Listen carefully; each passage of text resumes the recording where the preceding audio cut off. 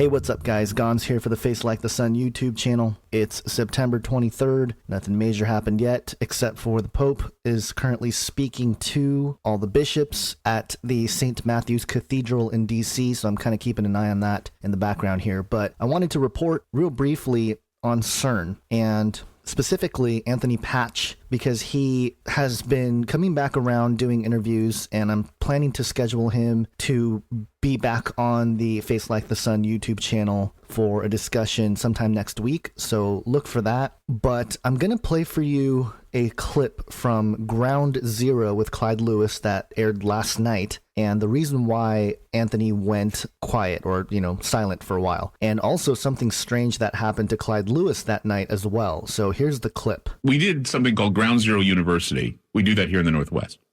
We are working on an idea of doing a Ground Zero University so we can invite everybody to fly to Portland and see it.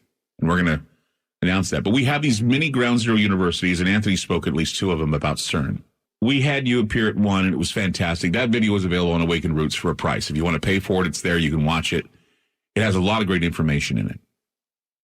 The second time we gathered together at a Presbyterian church, and we had a great turnout. It was a great turnout at this Ground Zero University, and you spoke about a number of things that were, I guess, what we're going to be talking about tonight a little bit. Sure. The future of CERN and how it goes beyond just the particle physics idea, how it will be able to contribute to something called quantum entanglement and other things too. And we'll talk about that. But as you were speaking at this event, it went well. It was okay. We had a few people asking questions, and somebody commented that everybody there was coughing for some reason. I don't know what that has to do with anything, but it was pretty hot. It was pretty hot that day. So, okay, so you were up there giving your speech, and that's on the second video. So if you guys want to get the second video, it's available at awakenedroots.com. That's awakenedroots.com if you want to get the video. You were speaking at this church, and something happened which frightened you. Tell us what happened. Well, previous to that, for about a month, I had experienced an awful lot of what I call electronic harassment of all of my electronic devices, including my website. Following the event in the parking lot, I was approached by two gentlemen that we both had seen sitting in the far rear corner of the assembly, and they were dressed in suits and ties, which didn't fit with the temperature in the room we were experiencing. They approached me, and without extending their hands to shake my hand, as one would expect, they simply said, politely enough, "We like what you're saying, but please stop." That was the end of the conversation. I didn't say anything in response, and we parted ways. That evening, I after putting up a notice on my Facebook pages, pulled my Facebook pages and my YouTube channel, which I felt was a prudent thing to do to protect my family. Within 3 days, all of the electronic harassment ceased and everything returned to normal. Mm-hmm. So I felt that message was received. Well, yeah, that really had me worried, well, because of what happened to me that night. Yeah, and I'd like you to tell that story if you feel comfortable. Well, I hope I can get through it. I didn't talk about this. I haven't really talked about it on the air all that much. But those two men approached me also. I was waiting for a ride to go have dinner because I hadn't eaten all day. We were there, and I hadn't eaten anything, and I need to eat something because I'm, when you're dieting and you have to eat something, and Oh, yeah. So I was waiting for my friend to pick me up, and they came up to me and they said, hello, Mr. Lewis, great show, love your Ground Zero University. It's nice meeting you. And this one guy shook my hand, and he wouldn't let go of it. And I kept trying to pull away. He goes, it's just and he was gripping my hand really, he was gripping it hard. So finally he did let go of it. I got in the car. I can't remember where I went and ate. I don't know where I went and ate. And, but I do remember, the next thing I remember was sitting in a Fred Meyer store, it's a department store, sitting on a bench in the store as they're closing, drooling and not being able to form sentences. I didn't know what was wrong with me. My friend Sarah then got help to put me in the car. They drove me to the nearest hospital, which was just nearby. It was about not even a mile away. They put me in the hospital. I was admitted in. I was kept overnight. they thought that maybe I was overdosed on some drug. They thought I was drugged. They didn't know what to do. And they also did a blood count on me. And I had a normal blood count for someone who's healthy is 40. Mine was 8. I had a blood count of 8, red blood cell count of 8. And they didn't know what was wrong. They said that they immediately gave me a blood transfusion. And I was in the hospital for a day, and then I got out. But the idea of going into a hospital situation after my ground zero university, I knew nothing of your situation. Right. We didn't talk. No, we didn't say anything. And so when I heard that you had pulled, I didn't even know why. And I didn't even suspect anything about me, only that I went to the hospital, and when they said your blood count, red blood's down to 8, I was like, whoa. Because I said, what's normal? And they said, well, most people can function at 14. You're at 8, and we don't know how you're doing it, but you're here, and you couldn't speak, you couldn't talk, you had your eyes halfway open. So something happened to me that night. Something that happened to you, something that happened to me. And I don't know exactly what we did. I don't know exactly what I said or did to deserve that kind of treatment, but I did. And I saw that you pulled everything, and then I didn't pursue that because I figured it was something that you wanted to keep private. And I just asked you if maybe we should talk about it. And we didn't. We kept it on the down low until before it's news reported that you had been killed. But I said, whoa, this can't be true. So there you have it. That's part of the conversation. You should check out this episode. It will reiterate a lot of what you guys have probably looked at concerning CERN and all the strangeness surrounding it. And, I don't have necessarily new information to provide here other than, the fact that Anthony Patch is back, so to speak. But it is strange that, this is a very intense week of ritual. And I think it's happening at a level that is above what we're used to. Was it scary getting a little visit from some people? Was it scary to go through that? I can't imagine that. And not particularly, because with the Holy Spirit, I have on the full armor of God. So I have really no fear for myself. The prudent steps that I took to go quiet for 4 months was to protect my family and put steps in place, mechanisms in place to protect them. They were gentlemen about it. They approached me in the parking lot after my last public appearance. They sat through the 3-hour presentation, didn't make any issue, but they approached me, didn't offer to shake my hand or anything, but they just said, we like what you're saying, but we would like you to stop. Well, how polite. Did they identify themselves?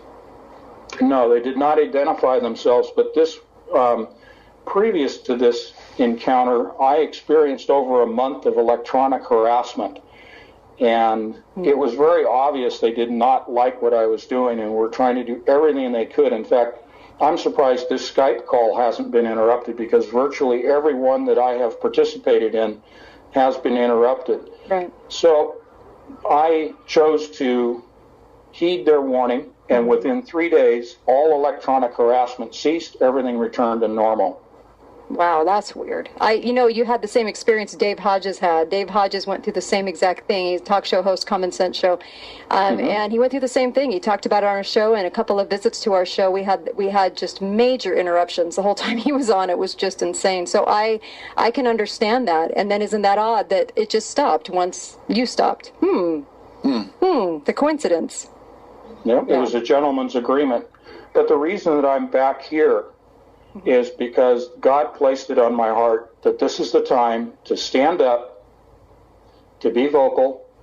This is not about me. This is about God's warning to people, and that is, you have a simple choice. Here's the machine. Here's the science. Here's the spiritual aspects of it. Now, you have a choice. You can either go to the light or you can go to the dark. You can choose God or you can choose Satan, because there is no gray area anymore. We know these are the end times, and this is the mechanism that's going to carry on through the book of Revelation.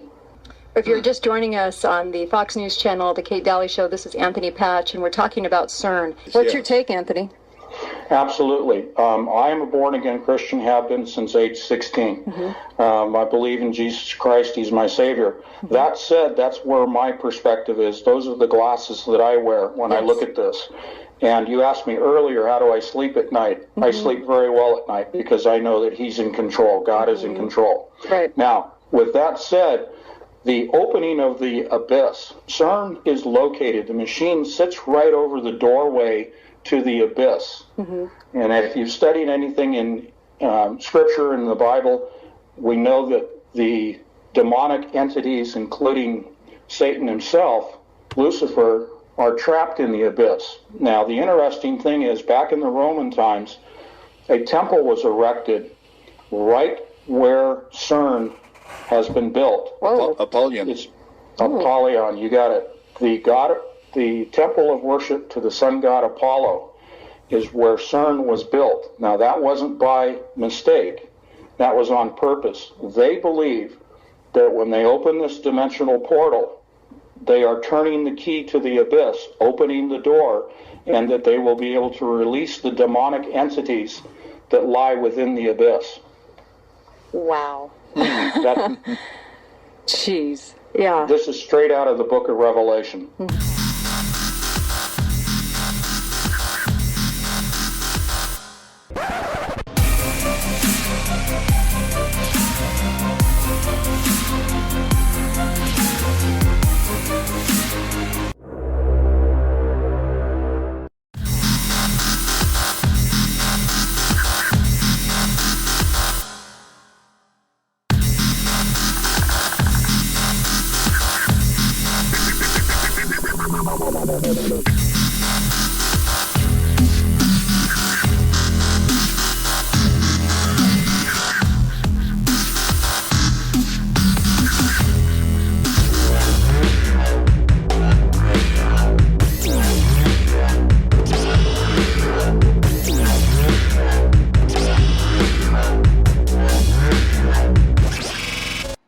Hello everyone, welcome to Freedom Fighter 2127 and IntelRevolution.com. We were just sent this image and it's truthfully shocking. I mean, I don't really have many words to say besides, wow. We do a lot of research and a lot of investigating, and we try and expose everything we possibly can, especially about CERN and what they're truthfully doing at CERN. Nothing is more satisfying than getting something like this. We received this in an email, and that person's going to remain anonymous. If anybody sends us anything and they wish to remain anonymous, you always will. That's a guarantee. This was snapshotted on a phone on CERN's website, looking at their beams, at 3:56 a.m. on 9/26/2015. Previously, a few months ago, we did a video and we had CERN's beams, and it was so evident in CERN's beams that we had caught a demon's face. It was so evident, and a lot of people saw it, a lot of people didn't see it. Well, let me help you out a little bit here. This is a different instance. This time, it is going to be far more proving, and I'm going to show you exactly who they are messing with. Exactly what, in this particular instance, what Nephilim, what fallen angel, what thing they are playing with, what thing they are bringing in.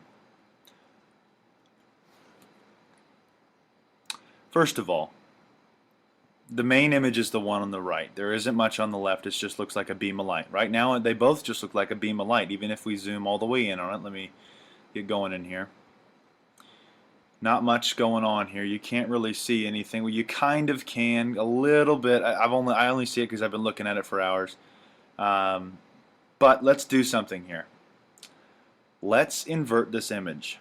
That's what I was told to do, and that's what I've done. I inverted the image. We're going to zoom slowly in on this one. Please go away. Can you see it yet? Can you see it now? bring it to the front and center here. Can you see it yet? Can you see it yet? Let me repeat, can you see it yet? Can you see it yet?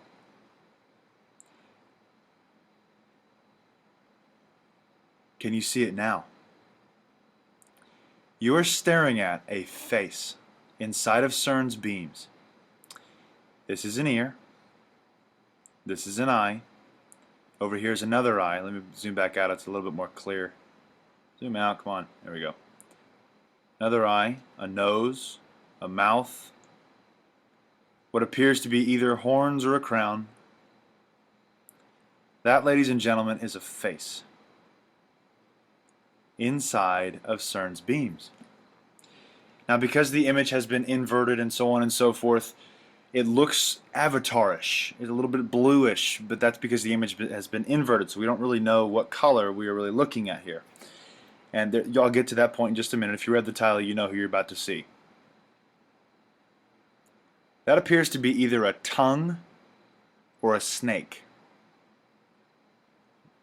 Horns or snakes.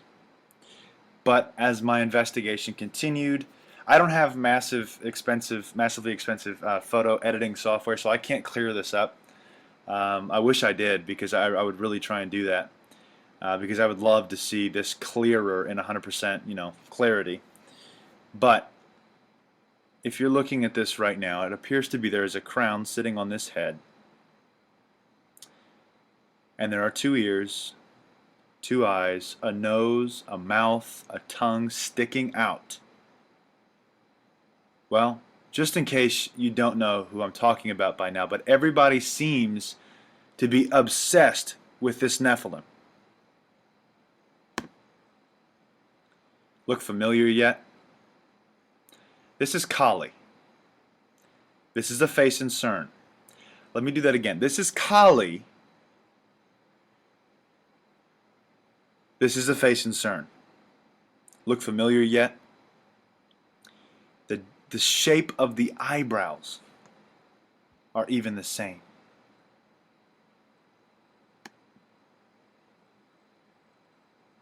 I don't know what I just did. Let me cancel that. There we go. The shape of the eyebrows are even the same. The tongue sticking out is even the same. The nose is even the same. This is obviously just a sculpture, but or a statue, excuse me. The ears even stick out. This is supposedly a pretty doggone good image of her. Of it, I should say. This is a Nephilim. This is a fallen angel. The reason why I said it was a crown is because there appears to be some sort of something sitting on her head. Whether it be horns or a crown, we don't know. It could be her hair, because her hair is also long and black. I mean, what's more proving than that? How about this? This is Shiva at Cern. Shiva and Kali go hand in hand. They are meant to dance through dimensions. And what is Cern doing? Opening portals to different dimensions. We have been working our butts off to expose every little aspect of Cern and what they're really doing, not studying physics or changing things. They are bringing about destruction upon this. They are trying to open a portal. Manifestation. Demons walketh the earth. The Nephilim walketh the earth. As it was in the days of Noah, so shall it be in the days of the coming of the Son of Man. People think that the Nephilim were just giants. No, my friend, no. Here's an example.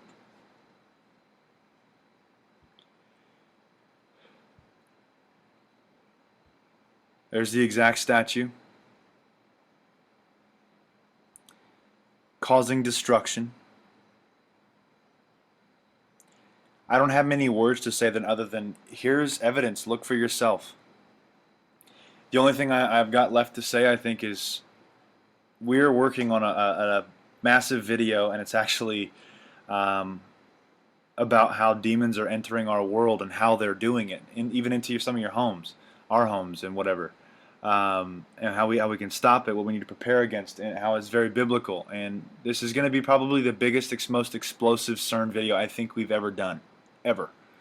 The previous series that we did got hundreds of thousands of views on YouTube, and we are so grateful for those views. And a lot of people thanked us for the stuff we had uncovered, and we're going to continue to uncover it. However, given YouTube's policies as of late, we are not posting those videos on YouTube. We will be posting them on our website. YouTube is attempting to shut down a lot of channels, and a lot of people are upset about that. You can be mad at me if you want to. You can be mad at whoever you want. But that's the honest to God truth. They are working on shutting people down left, right, and center. We have to come up with an alternative, and we did. This kind of information should not be on a social media platform. It should be on a secure website where it's harder for them to just click delete on, make them actually work a little bit. But anyways, our website where you can see this content and exclusive membership videos, it's $3 a month. You want to see stuff like this? Check it out. We have a lot to expose. We are just getting started. This was sent to us. This is just groundbreaking. I want to thank you all for watching. God bless and carry on.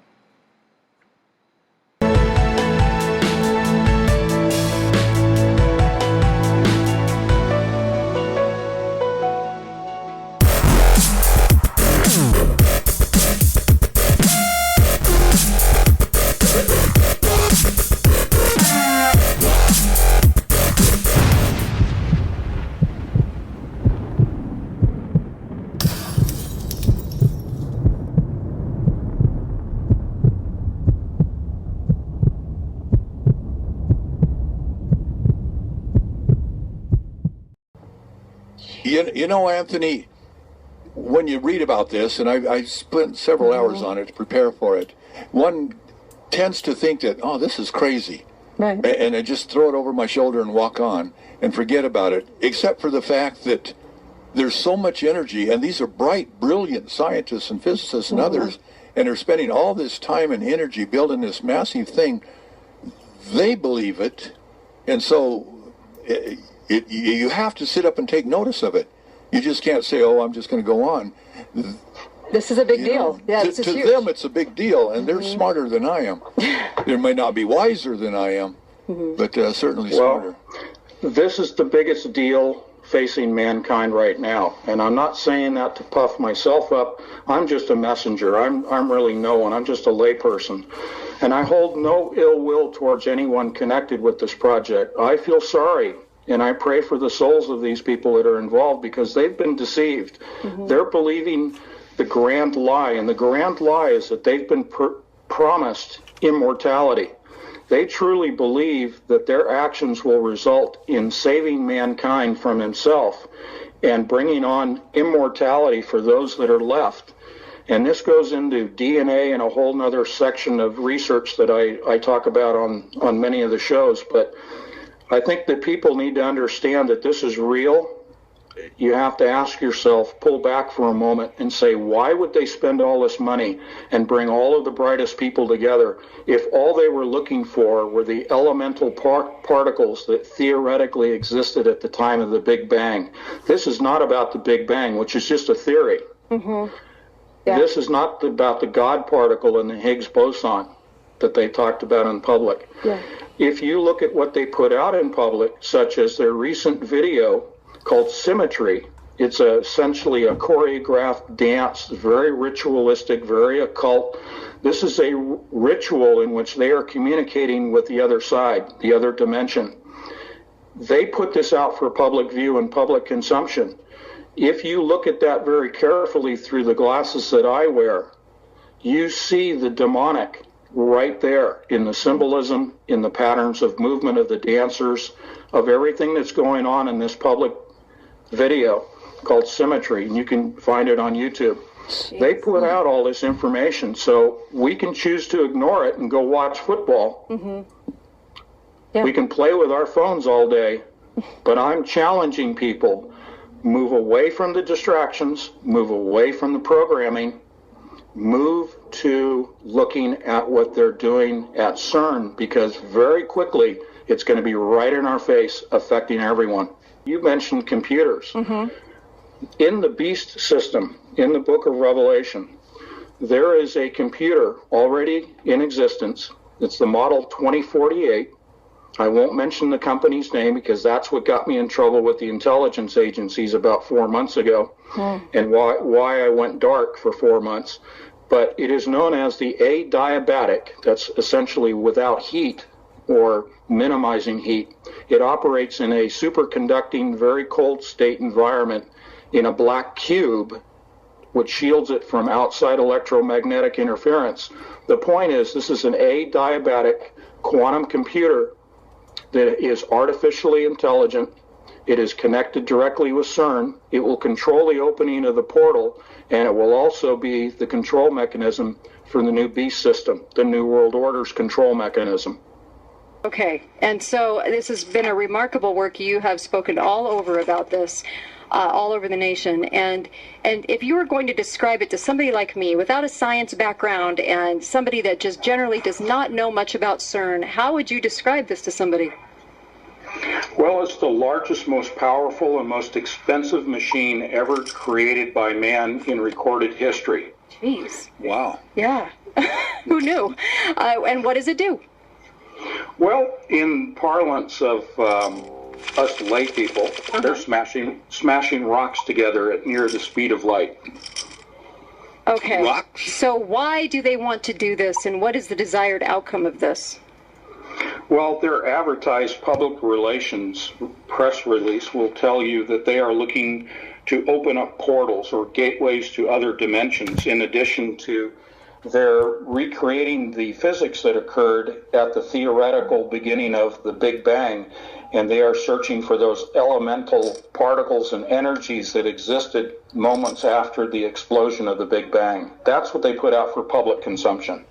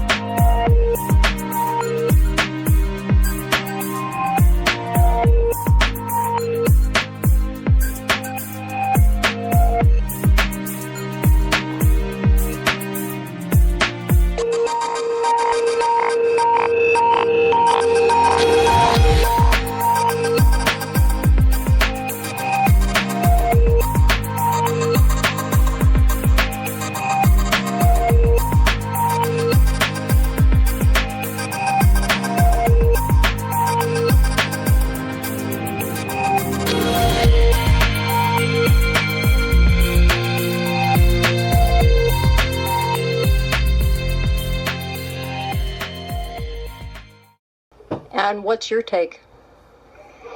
Yes, they are trying to open a portal. However, there is an occult agenda behind all of this science, and this is the occult agenda that has existed since the time of the Egyptians, the Sumerians, and the Babylonians, and carried forward through the secret societies all the way to the present day. Wow. Wow. All right, so tell us what, they've been ramping up to this, and have they been trying this? Have there been attempts to this thus far? Or is tomorrow sort of the big event where they're sort of unveiling this? Or have they been doing this and we just haven't heard about it? Well, there's a lot that's been kept from the public, and yes, they've been doing numerous collisions since about 2008. Tomorrow, I euphemistically say something may happen only because there's a coalescence of events that have been coming together in the mainstream and alternative news media about September 23rd. But no, according to their own published schedule at Cern, there's nothing special happening tomorrow with the machine. So I sort of tongue-in-cheek say, well, maybe something's going to happen with the LHC on the 23rd, but really the big action is taking place October through December to the day before Christmas. That's when the big energies will be produced by the LHC. Well, if you're going to breach our dimension into another dimension, it requires tremendous amounts of energy. And they are using, and I'm breaking this way down, but they're using a substance called Strangelets. It's the most explosive material in the known universe, that they are creating these strangelets. They're producing them within this machine when they are colliding particles together at near the speed of light. They are producing large amounts of energy, but they're also producing strangelets, which is a quark gluon condensate. This is something that can actually break the nuclear bonds at the quantum level. Picture atoms or even smaller items such as quarks and gluons and protons and electrons being held together by a strong nuclear force. That force has to be broken or separated. We're not talking about splitting atoms like you would imagine with a nuclear device, a fission bomb or fusion explosion, as in the case of hydrogen, but you're talking about breaking the bonds or the glue that holds the elemental particles together. And by breaking those bonds, you can actually create a distortion in the fabric of space and pierce that fabric and open a gateway to another dimension. The proton is comprised of quarks, and quarks have different dimensions, shapes, colors, and rates of spin. And so these are smaller particles than a proton itself. Because of that energy that is released, they can use that as a weapon if they so choose, or they can use it experimentally and focus and direct it to a very small location within one of the detectors, in particular the ALICE detector at the Large Hadron Collider, and break the bond and open up this dimensional portal. Okay then, we're in, and this is the computing center at Cern. I mean, really, this is the brain of the Large Hadron Collider. Now, it's really loud in here. It's not a place where I can easily do interviews or give you a live commentary, so I'm recording this afterwards. But I just wanted you to see what it looks like and hear what it sounds like.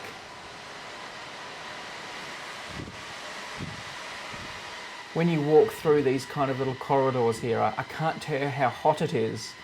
The hot air is just blasting you from both sides. It's like being in a little oven.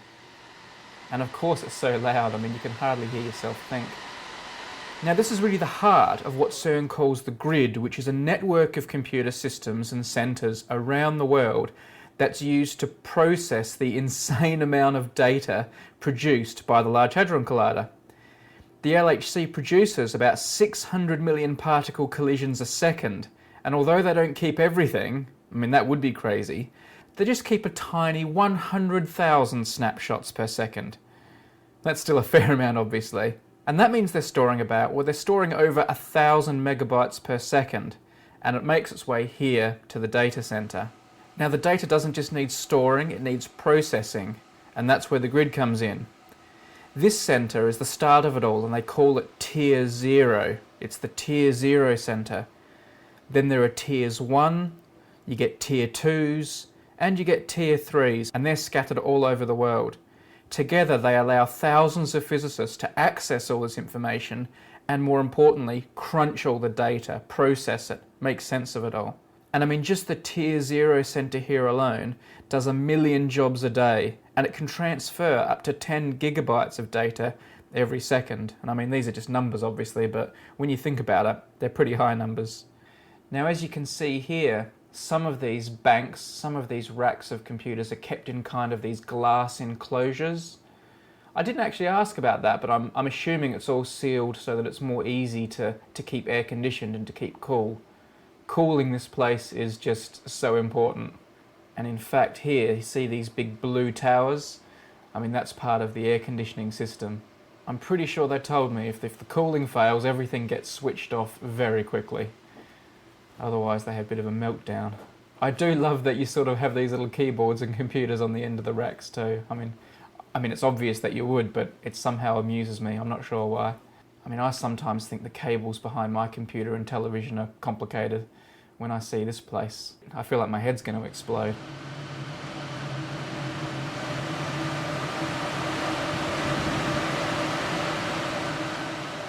Now we've come upstairs, the centre's actually spread over 2 floors, and here we see the cartridges or tapes that a lot of the information's stored on. One of the storage units here for the tapes was actually being worked on while I was there, so the door was open and I could have a look inside. Now, often when the information on these tapes is accessed, there's kind of this robotic sort of arm device type thing that scurries around the racks and pulls out the tapes. And whenever I wasn't filming, it would go whizzing around doing all this cool stuff. But as soon as I started filming, it all kind of stopped, and I had to wait for ages.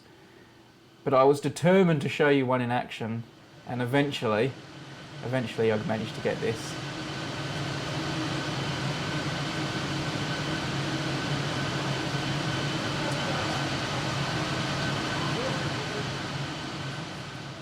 You get the idea. Okay, now we've come up to a little sort of room where you can see over the centre. This is the ground floor part of the centre again. You can see how high the ceiling is. That's actually not a good thing. Modern data centres actually have low ceilings. I think it's because it's easier to cool the rooms if the rooms are smaller. But this was built at a time when, well, computers were a lot bigger. It's actually, in a lot of ways, the building in the room's quite outdated for the purpose, but they're still using it. I think at Cern they prefer spending their money on new kit rather than new buildings.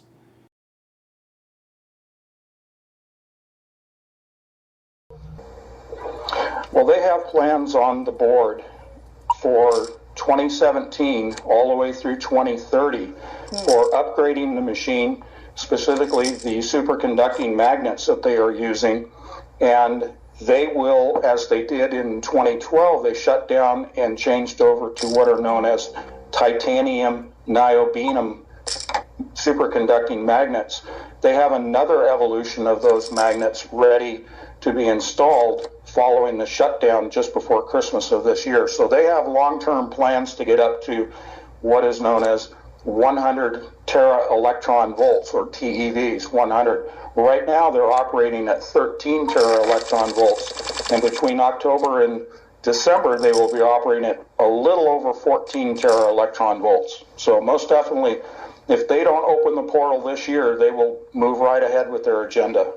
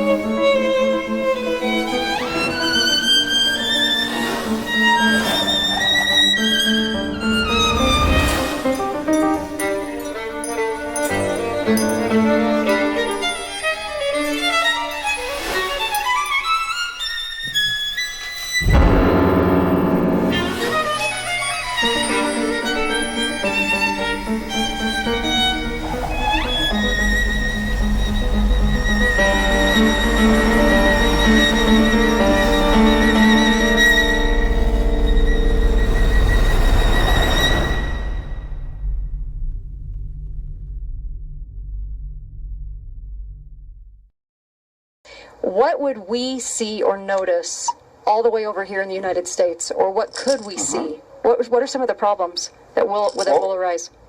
Well, we've all noted the marked increase in earthquakes and volcanic activity in the planet, and the changes to weather, changes to the magnetosphere, the shield surrounding the planet.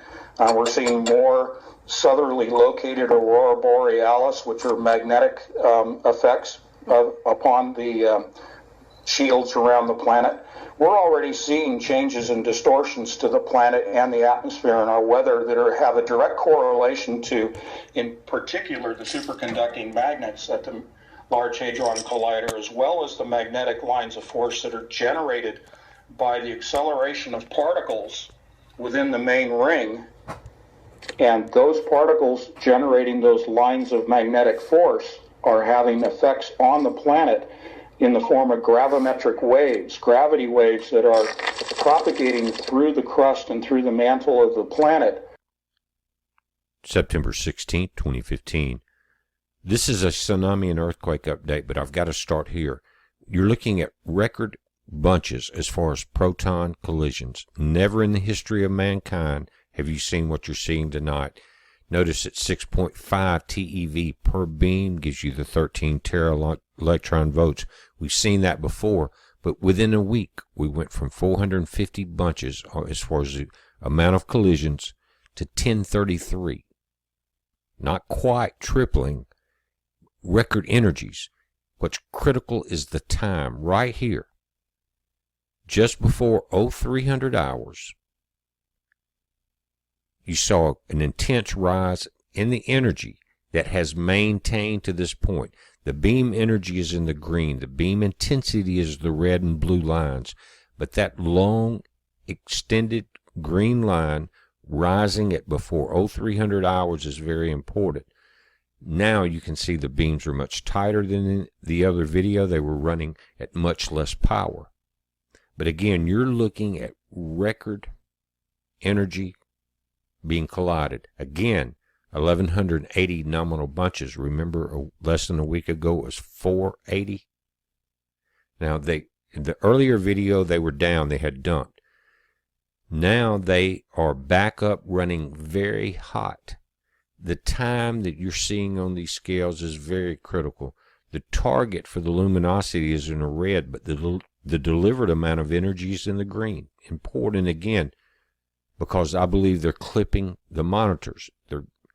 When you see it reach 6.5 TeV per beam and then flatline, all you got to do is clip the meters. It really doesn't show the peak. Again, this timing is critical. Why? They do not use universal time like the USGS, our earthquake system, uses. They use Switzerland time, which is GMT or universal time plus 2 hours. Exactly at the time before you see this at 0200 hours, going into the 17th, because they're ahead of us, we had this quake. Exactly the same time, the 8.3 that's in Chile. Look at the aftershocks, guys. We've already had a 7, 6s, a 6.4. As you see that intensity line continue in the green at Cern, it's running right now full speed. Look at this at exactly the same time. Then many will say, well, we've been seeing the 13 TeV collisions. We've tripled the amount at that voltage. Exactly at the same time. Now to this, tsunami message number 7, guys. It's issued for information for the local authorities to deal with. But again, it goes through the data. Remember, it came in as a 7.9. Normally, you will see the USGS decrease the intensity. This went up dramatically. This thing shook the whole planet. In tomorrow morning's video, we'll go through all the seismographs around the planet. But I want to get this up, and you can pause this at any point. Now they've added Mexico, Ecuador, Peru, Antarctica, Japan, New Caledonia, California. The list goes on. You can see Vietnam in there, guys. But again, estimated arrival time, this will be in the link below this. Check out your area It's very important to keep an eye on it. Some of these are in low-lying areas. And if it's in a lower area, the wave height could be lower. But if you're in a fast-rising rocky shoreline, it could be greater. You just have to pay attention. It's a heads up. Be safe. September 17th, 2015. We're looking at some amazing modeling from Earthquake 3D software. The earthquakes since the 8.3 started. Now, it's important to realize how powerful an 8.3 is. Now, with this modeling system, you can go back, and right here we're just a few hours old in the age section. See that? If you go down, you're adding time, 1 day, 2 days. Now, you're looking at the sphere in what's called the shell, the impact shell from 5s. Those are the aftershocks today. Now, the strongest aftershock was a 7.0, but it was inland. Very powerful, very large amounts of strong 5s and 6s. Now, that's what a 6 looks like. You see the ring that just got larger compared to the 5s around the planet. But, guys, there's been over 40 strong aftershocks. These are all serious quakes. Again, you're talking about strong 6s and even a 7 after the initial 8.3. But just to show you the difference, you're looking at 5s up to 6s. And I've come down on the time, on the age. Right there, we're going back. Now, that's when the 8.3 hit. Going back to the 6. Now, that's the 7. Look at the size of that. The difference between going from the 6 range to a 7.0 that happened. And again, it happened inland. Same area, just onshore instead of offshore. It's in the mountains. Now, that's an 8.3. That's larger than the planet Earth, that shell pattern. As I turn this around, watch how far it extended underground. Now, again, underground up into the, right into the Gulf of Mexico and into the southern United States. Remember, energy can be transmitted underground. Cern has been doing it since they cranked back up. They did it even at Pharma in Chicago, broadcasting energy underground. This is what it looks like. Look at the tremendous amount of earthquakes since the 8.3. Again, you're looking down in Chile. Most of this is in the very close proximity. Several have moved inland. That is the bottom right corner of the ring of fire. Look at this, 6, 7, 6, 5s, 6, 7, 6, 5s, all the way down. You've got 5s, dozens of those. You've got over 40 earthquakes, another 6.7, another 6.5. Guys, it's incredible. These are large quakes just as aftershocks. What is going on? We know this is a subduction zone. In other words, that is that ring of that plate or that boundary line that you saw offshore. That plate in the Pacific Ocean pushes under South America and pushes the mountains upward there. Let's look at Cern, very important. They have dumped because of too high emittances. Read that top line there at the timestamp. Rechecking chroma and then refilling. The emittance is the third monitor down on the left side, guys. In the red lines, it's spiked because they were running then at 13 tera electron volts and at over 1,000 collisions as far as their bunches per 25 nanoseconds. This is what it looks like at low power now as I'm doing the video. Remember, when they power back up, it will tighten into that small beam. They're just kind of cruising right now, getting everything lined back up. But remember, they had a problem.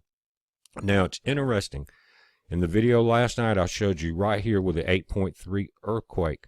Until they shut down, and then it bounced back up. The black line is the beam energy. Again, that's a clipped section. I don't think we're seeing the peaks. And right at the end of that blue arrow is when the aftershocks stop. Remember, Cern time is 2 hours ahead of UTC time when you look at comparing the quake times and Cern time. Amazing during that long straight period, over 40 massive earthquakes. Now, update tonight's show, 6 p.m. coming up in just a few minutes. Come to the website, BP Earthwatch. We will not be on Blog Talk until maybe one day they get their problems fixed. Got a Skype call-in number. You'll have to have the Skype app. Not sure how that's going to work yet. We haven't tested it. We know we can broadcast. I'm working on couple of different setups in the studio. It's going to be a semi-test run. I've got good information to share. By the end of the weekend, we should have all the bugs worked out. But again, 6 p.m. Central, guys.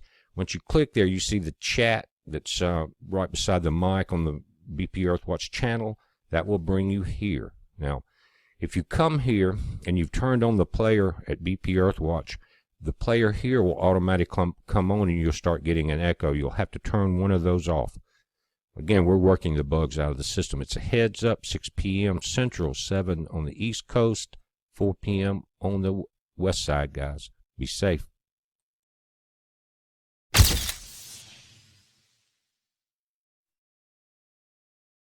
And for example, we had the recent earthquake in Chile at 8.3. Mm-hmm. There have been direct, in terms of timing, correlations to activities at Cern with large significant earthquakes, as well as the ramping up of the frequency and magnitude of them. Ooh, that's interesting. That is interesting, because you could really use this as a weapon. Is this harnessable?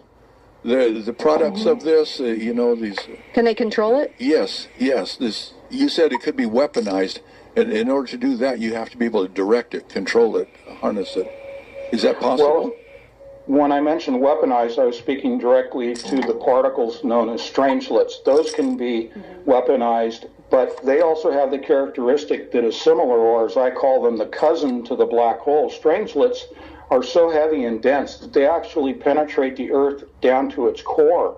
And once they reach the core, they have the intrinsic nature of attracting other matter to them, converting them to the quark gluon condensate, converting ordinary matter into strangelets. And theoretically, that is how a neutron star is born. And that is one of the dangers of this machine, that they could spontaneously convert this planet into a neutron star. Whoa. As you're sitting up at night thinking about this, and as you've delved into this so heavily, what are you thinking about as far as all the ramifications, all the things we might experience from this, from earthquakes to what? What else could we see over here that we could attribute to CERN? Well, the changes in weather have to do with, and we observe that, have to do with the changes in our atmosphere due to the magnetic lines of force that I mentioned.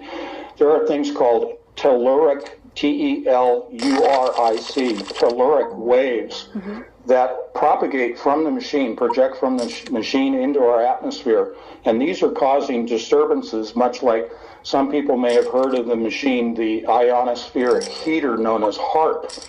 And HAARP is a weather modification device. Many people have heard of that. The LHC on a grand scale causes HAARP in comparison to pale in its effects.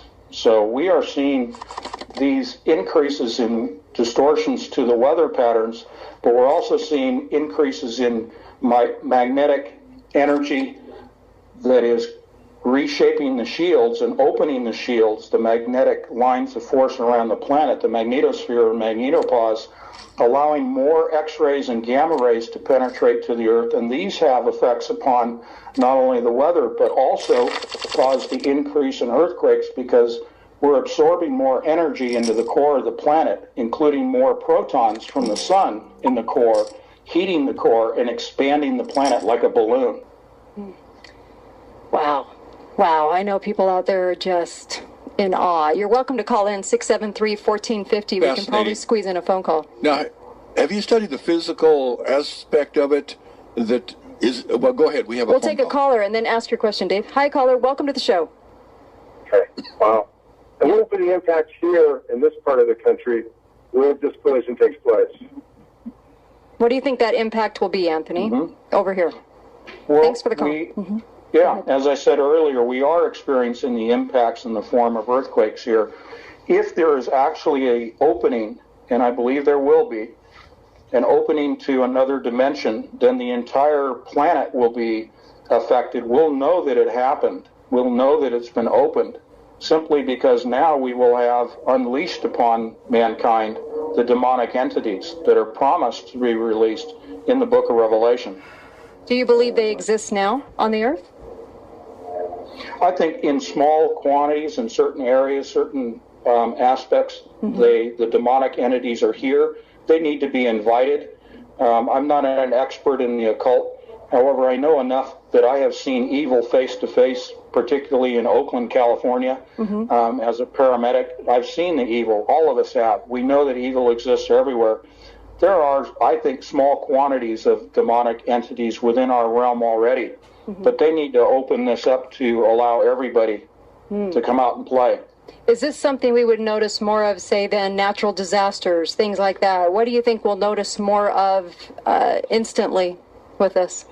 Well, in Scripture, that talks about a massive earthquake, the largest earthquake that's ever been experienced. And, you know, the men who go to the DUMBs, to the deep underground military bases, are, you know, praying for the rocks to fall, to cover them over, to protect them from the wrath of God.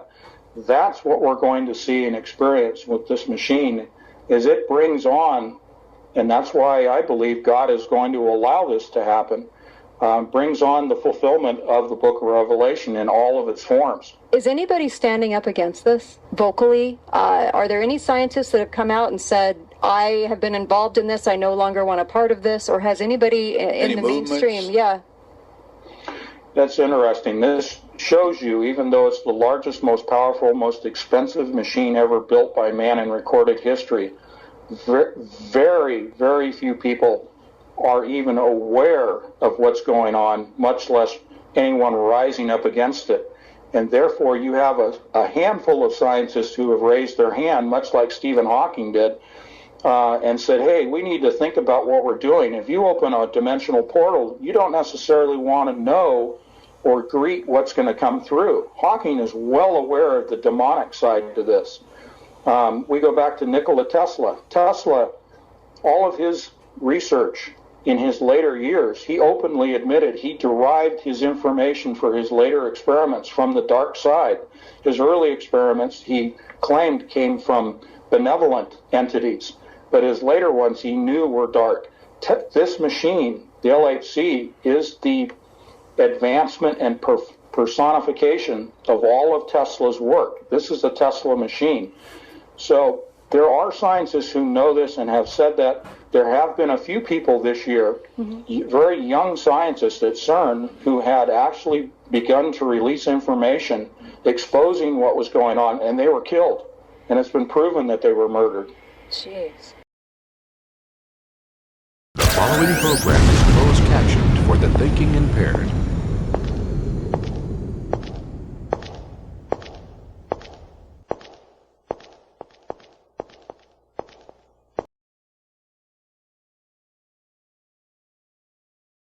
It has only 3 legs.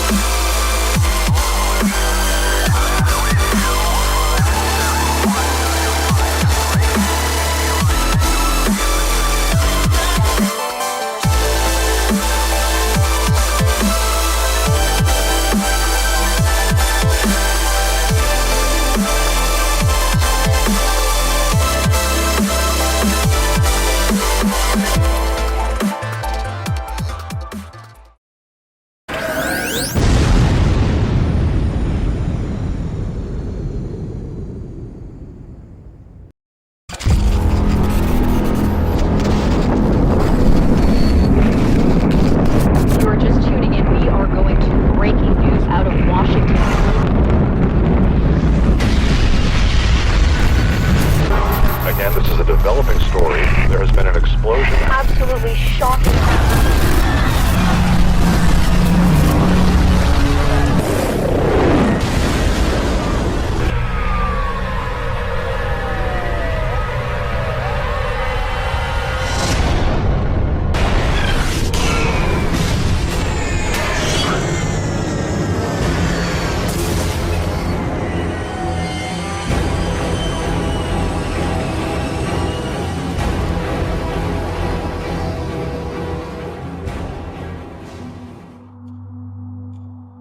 Devastating flooding hitting South Carolina has reached catastrophic levels. At least 5 people have been killed in the state, and officials are worried that number will rise.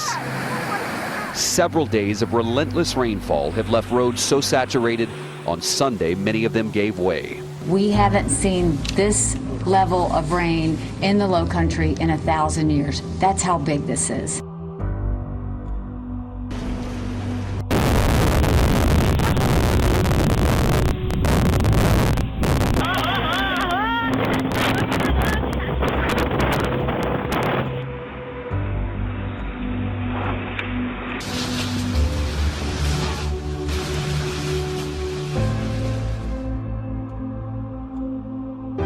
Flash floods caused by torrential rain along parts of the French Riviera have killed at least 16 people, with 3 others still missing. The Interior Ministry says that the downpour hit the Alps Maritime region Saturday evening. It's Guatemala's worst natural disaster in years. Part of this mountainside collapsed late Thursday, burying 125 homes under 1 million cubic meters of earth.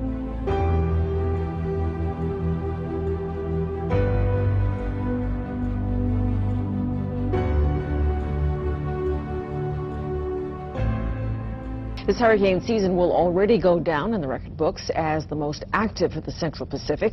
KITV4's Paul Drews explains there's still a lot of time and ideal conditions for additional storms to form before this season finally ends. The predictions were correct for this hurricane season. The Central Pacific has been bustling with storms. We're expecting 5 to 8 tropical cyclones in that basin. Instead of that high number of storms, it's turned into a record-setting season. There have already been 8 named systems that formed in the Central Pacific alone. 4 other tropical cyclones from the Eastern Pacific also moved in, and we're not done yet. With the El Nino, we had several more above that, so and I would expect it to continue to be active until the end of hurricane season. Before the hurricane season officially began here, Andres formed in late May, far to the east of us, and quickly grew into a Category 4 hurricane before fizzling out. After 2 more systems in the Eastern Pacific, the first named storm formed in Central Pacific waters. Ella only reached tropical storm strength before dying to the northeast, but it did bring the state some rain. In August, as the warm waters of the Pacific spread westward, the storms moved closer to the state. And take a look at this shot. At one point, Hawaii was in between 3 Category 4 storms, Ignacio, Kilo, and Jimena, something that's never happened before. As the hurricane season goes on, there remains the threat of tropical cyclones being created close to the state and leaving residents little time to prepare for an emergency. These tropical cyclones can form. They don't necessarily have to be thousands of miles away. They can form right on our doorstep. Only another 2 months to go, you might say, but in this hurricane season filled with first and records, even the end of the season may not mean an end to tropical cyclones. Given that we're in an El Nino year, I would not be surprised to see a storm lingering into the winter, December, possibly even January. Paul Drews, KITV4 News.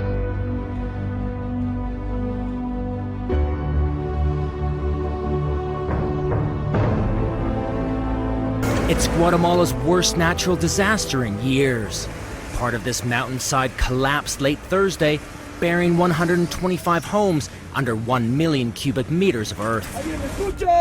Rescue workers and volunteers race against time, shoveling through mountains of dirt in the search for survivors. But today, all they found were lifeless bodies, a hard reality for many here. 6 of my family members are missing, my parents and 4 siblings.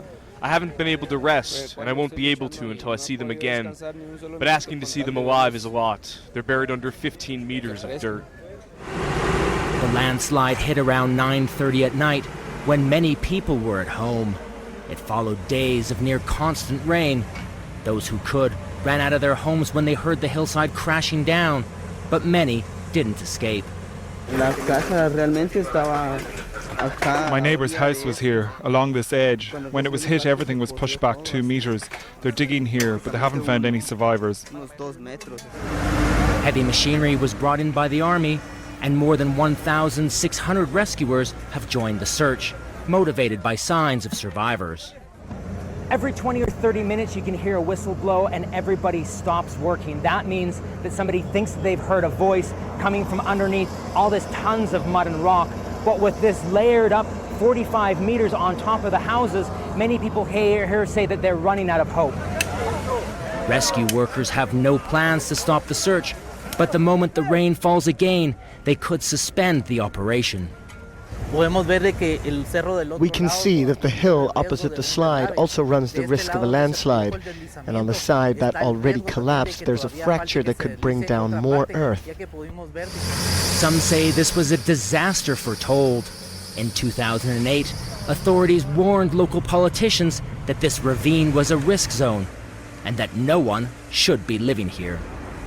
David Mercer, Al Jazeera, Santa Catarina Pinula, Guatemala.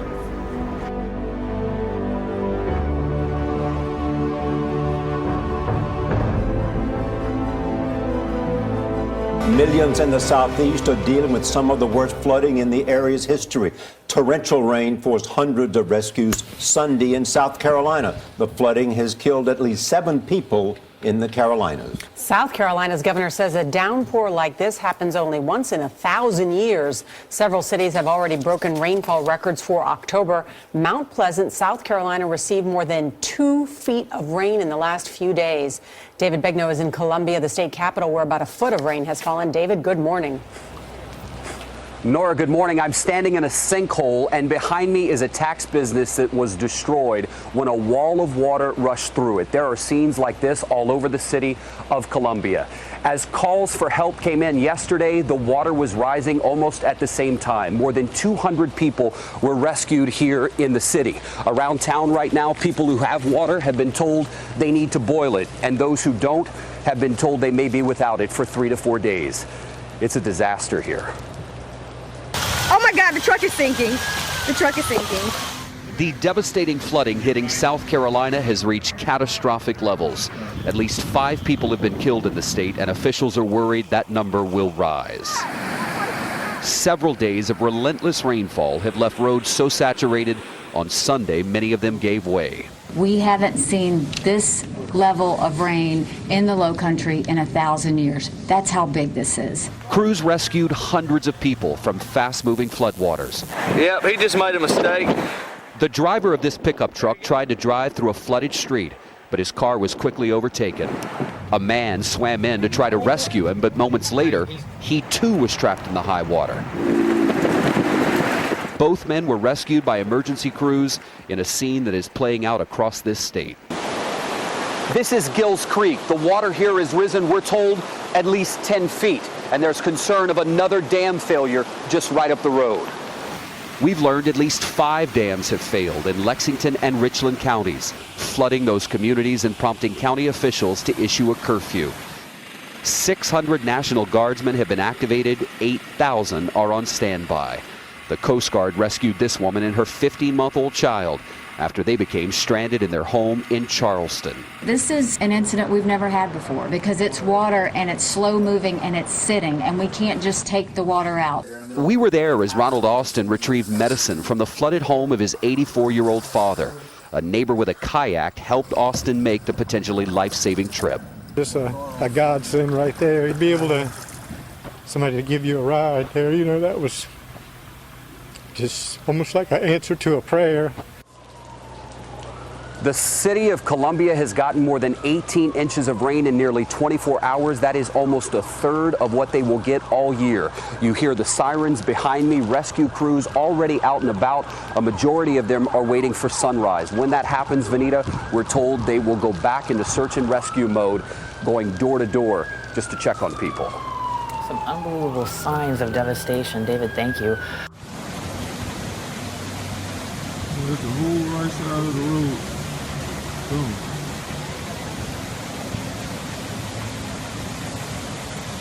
Watch this. You can see behind me the power of water. This happened this morning. Road washed out. There were some police wreckers here earlier. There were about 3 cars stranded up here. They were taken off, but this car isn't going anywhere anytime soon. Luckily, the driver was okay. In the meantime, schools around the area have been canceled. 600 National Guard have been activated. At least 100 rescues in this county alone. There have been about 5 to 6 storm-related deaths between here and North Carolina. Big road closures. I-95 at I-20 to I-26. I-95 at I-26. I-20 is closed in several places. There are a lot of curfews in effect for Sumter County, North Charleston, Columbia. In fact, some of the water gauges, some of the river gauges, Alex, were actually washed away. We're looking at crests, if not record crests, certainly coming very close to sometime tomorrow in the rivers throughout the area. And on a macabre note, there were actually, I saw pictures of caskets floating in some cemeteries in and around the area. So, and we're not done yet, as you know. There could be another 1 to 5 inches of rain before this is all over. So there's a lot of flooding, a lot of homes, a lot of businesses flooded, a lot of roads closed. People are telling me it's taking them hours to try to get home when they live. Usually it would be a 20 to 30 minute commute. So the problem, the rain will stop tomorrow, but the problems will probably linger right on into next week or longer. I mean, you look at this road's going to be closed for a long time. Alex, these areas, some places they're talking about this is a 1 in 1,000 year flood.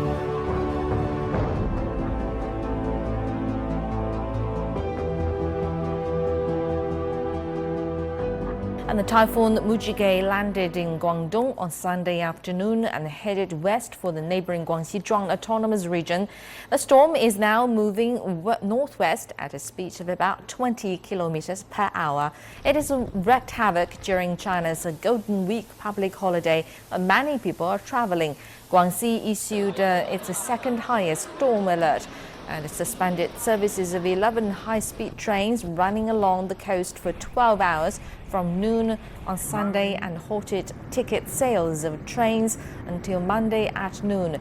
Mujige cut off electricity in some areas in Guangdong and forced nearly 39,000 fishing boats to return to harbor or nearby shelters. And the storm is expected to continue to bring heavy rain and strong winds to the coastal areas of Guangdong, Guangxi, and Hainan through Monday.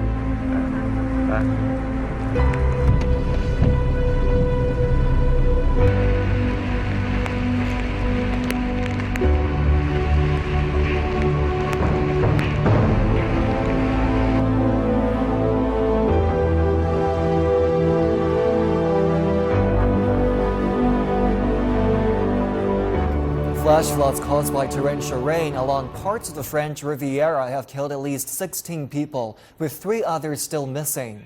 The Interior Ministry says that the downpour hit the Alps Maritime region Saturday evening, with the resort town of Cannes registering close to 180 millimeters of rain in 3 hours at the height of the stormy weather. During a visit to the flood-stricken region, French President François Hollande expressed condolences to the families of the victims and urged residents to remain cautious. The president promised aid for residents hit by the flooding. About 27,000 homes remained without power early Sunday, 14,000 of them in Cannes alone. Communications in the region, one of the wealthiest in France and a magnet for visitors from around the world, were badly hit. Around 500 people, many of them British and Danish tourists, were stranded at the Nice airport. About a dozen trains were halted at local stations.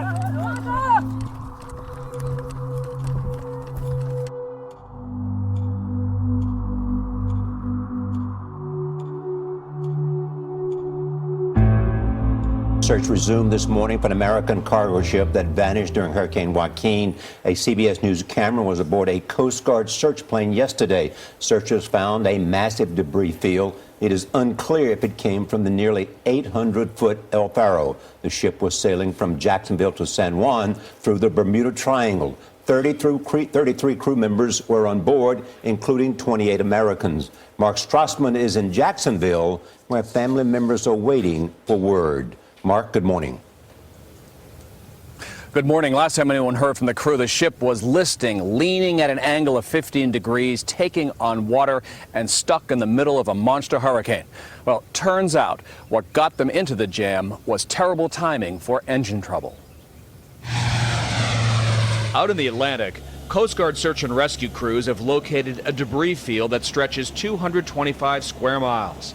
Searchers have recovered cargo, life vests, styrofoam, wood, and an oil sheen. But still no sign of the missing ship, its lifeboats, or its crew of 33. When we rolled up on that debris field, we were very optimistic and we were searching very thoroughly and in the hopes that we would find the survivors. On Saturday, the Coast Guard recovered one of the ship's life rings while flying over an area inside the Bermuda Triangle. The captain established his voyage plan. He had been observing this weather system for many days prior to this voyage. The 790-foot vessel, packed with containers, set out last Tuesday for San Juan from Jacksonville, Florida. At that point, Joaquin was still a tropical storm. But its intensity grew quickly, and on Thursday at 7:20 a.m., the ship radioed a distress call from near the eye of the powerful Category 4 hurricane. At that time, he indicated that the main propulsion of the vessel was disabled. I'm just praying to God they bring them all home. Family members cling to hope their loved ones are still alive and out there somewhere. Danielle Randolph is an El Faro crew member. She emailed her mother last week. There is a hurricane out here, and we are heading straight into it. Category 3. Last we checked. Winds are super bad and seas are not great. Love to everyone. Relatives of the crew have been gathering at a local union hall here in Jacksonville. They've come for updates about the search, as well as to give each other comfort. Nora?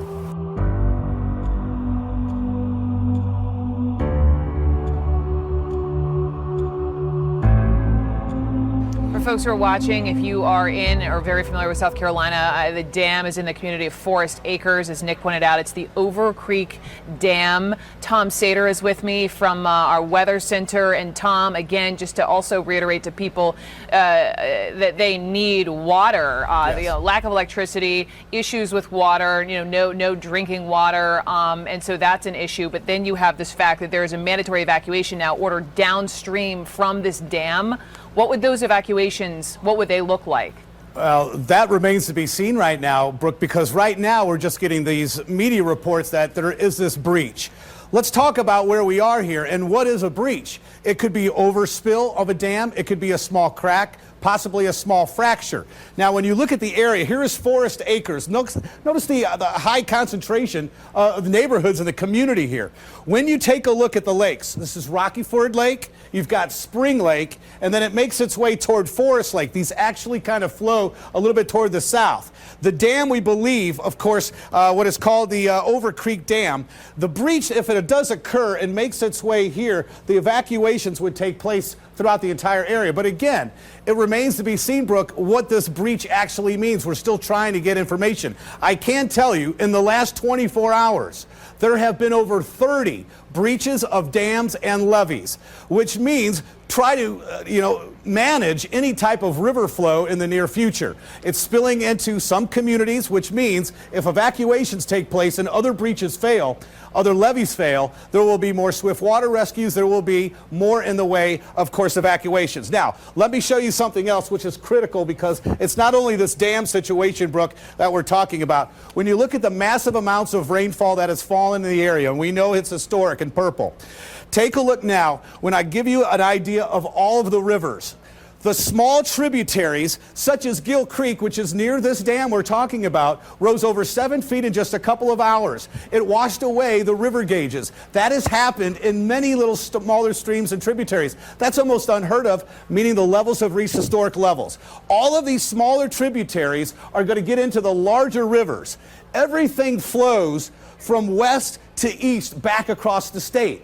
Heavy amounts of rain even in Greenville were occurring in the last 24 hours. So that means communities that, sure, they may, Brooke, have seen a receding of the water. But a lot of that is because the breaches have failed, and in some cases, the levees, that is, and we're getting that spill, so the water level drops. But now, over the next 24, 48 hours, 36, as the water accumulates in the larger rivers, the pressure along the riverbanks are going to be so great that in some cases, Columbia, again, where the rivers converge and meet in the communities such as Charleston, several days later, there could be several more problems. There are several communities along these major rivers that run from Greenville to Columbia, from the north past the east of Columbia and east over to the northeast from Florence toward Myrtle Beach and Georgetown. Remember, Georgetown was completely submerged. They were pumping water back out into the ocean. During high tide, it was getting pushed back in. But a bigger problem, you come down east from Eastover to the city of Cross, which goes into Charleston. Yep. We are looking at what could be a significant problem in the days ahead. One more map for you, Brooke. This is quite interesting. All of the colors of red are road closures. In blue, all these little dots are bridge closures. In the days ahead, maybe weeks later, once all the water finally recedes, can you imagine the damage that we're going to find? This no doubt will be the next billion-dollar natural weather disaster in the U.S.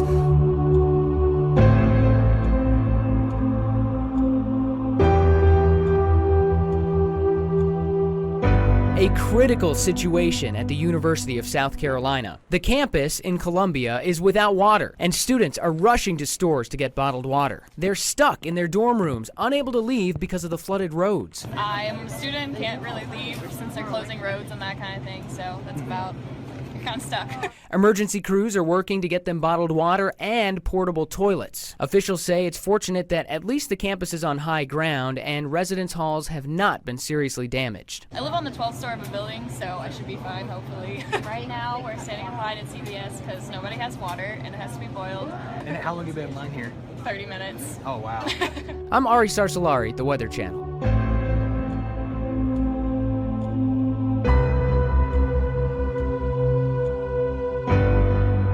Investigators investigators are trying to figure out what caused a valve leak at the Millstone nuclear power plant in Waterford. Tonight, operations are back to normal after the incident forced the plant into emergency mode. News 8's Josh Scheinblum joins us now live in the studio with the latest. Josh? Aaron, the Nuclear Regulatory Commission is calling what happened at the Millstone Power Station an unusual event. And tonight an investigation is underway to find out what went wrong. From the Niantic shore, you can see a structure off in the distance that most who live here never give a second thought to. I don't know, how dangerous it is, really, but I've sort of become numb to the fact that the nuclear power plant is right there. It's the Millstone Power Station in Waterford, a nuclear plant. And Sunday morning, it was the scene of an emergency. Around 9:30, one of the reactor's cooling systems began to leak water, triggering a declaration called an unusual event, the lowest of 4 levels of emergency classifications. The water leaked at a rate greater than 25 gallons a minute, and why it happened in the first place is still under investigation. The source of the problem was a relief valve. Emergency management officials in New London tell News 8 by 11 a.m. the situation was under control. No one was injured, and personnel with Millstone say nothing radioactive ever went into the environment. My father and brother worked there as Boilermakers building it. For Bill Silva, who is a former resident of Niantic and still visits the area on a regular basis, feels the event raises questions over the power station's safety. And that thing's old. Parts of it is very old. What kind of upgrading have they done? I think there has to be better control with nuclear. Not all agree with Bill. A lot of friends that work there, they all tell me it's safe. Gary Marone, a Niantic resident, contends, if anything, what Sunday morning demonstrates is that when faced with a potentially dangerous situation, staff at Millstone are ready and able to deal with the issues they're presented with. They monitor everything all the time, 24/7, so when something goes down, they're on it right away. A Millstone spokesperson sent us this statement. It reads in part, Millstone personnel took prompt action to stop the leak. No water was released into the environment. The safety of the public was not threatened and no action by the public was required. Now, the area of the plant where this had happened was scheduled for a shutdown this month for maintenance, and officials with Millstone say those who use their power won't notice a difference in their service. It's not clear how long it will take to make repairs to the faulty valve. For now, we're live in studio, Josh Scheinblum, News 8.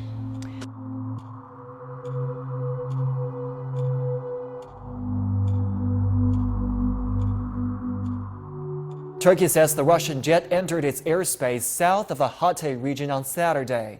The Foreign Ministry has warned against any repeated violations.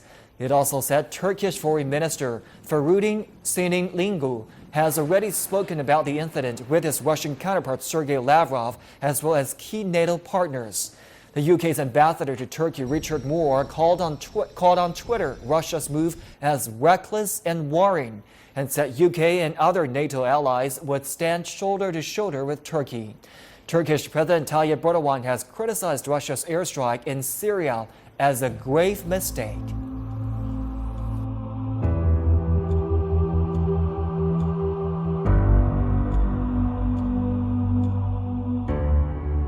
I will convene a meeting of the North Atlantic Council later today to discuss the situation. I call on Russia to fully respect NATO airspace and to avoid escalating tensions with the alliance. I urge Russia to take the necessary steps to align its efforts with those of the international community in the fight against ISIL. I made clear that NATO remains strongly committed to Turkey's security.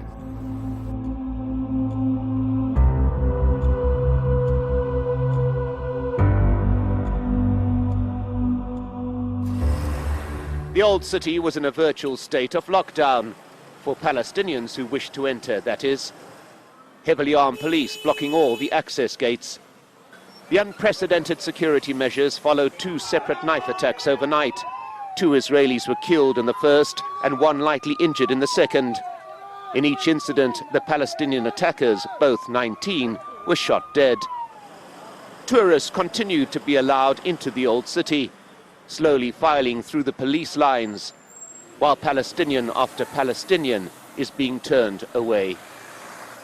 Israeli citizens are, as usual, allowed unfettered access, but the only Palestinians allowed to enter are those who own businesses in the Old City or who are resident there. As for those wishing to worship at the Al-Aqsa Mosque compound, only men over the age of 50 are allowed to enter, and they have to come through this specific gate, a lengthy walk away from the traditional point of access. And Prime Minister Benjamin Netanyahu, who's been in the United States during the past week of crisis, is coming under intense domestic pressure to take even stronger measures against the Palestinians. Even members of his own government are saying not enough is being done to combat what they call Palestinian terror. The Israeli army carried out several operations in the occupied West Bank, some related to the overnight attacks and others in the wake of the killing of 2 settlers on Thursday. And throughout the day it became increasingly clear that far from being confined to Jerusalem, the conflict was spreading throughout all occupied territory. Mike Hanna, Al Jazeera, in occupied East Jerusalem.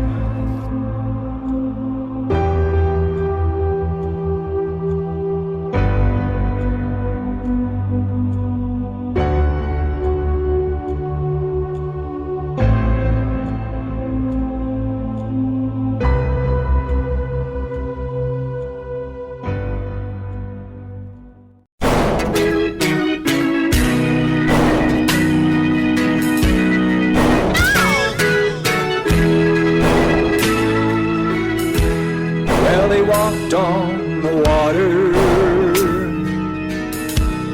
and he raised up the dead,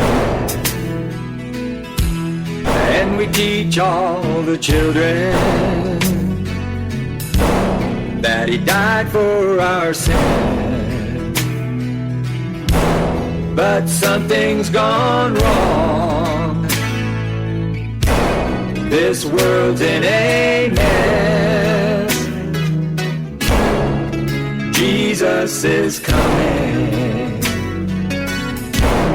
and boy is he dead. He's looked down at the homeless and the rape of the land. He's seen the preachers and lawyers with blood on their hands. Politicians beware, 'cause there's a loophole you've missed. Jesus is coming, boy, and boy is he dead. In a world gone mad, he's watching it all, and the meek shall inherit, but the mighty will fall. It's a shame what we've come to, and we cannot go back. And the train bound for glory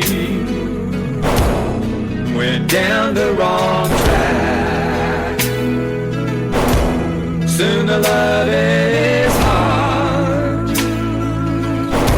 will be the rage in his fist. Jesus is coming, and boy is he dead.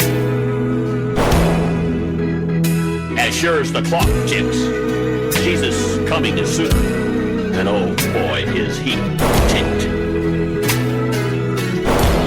So the earth quakes and rumbles,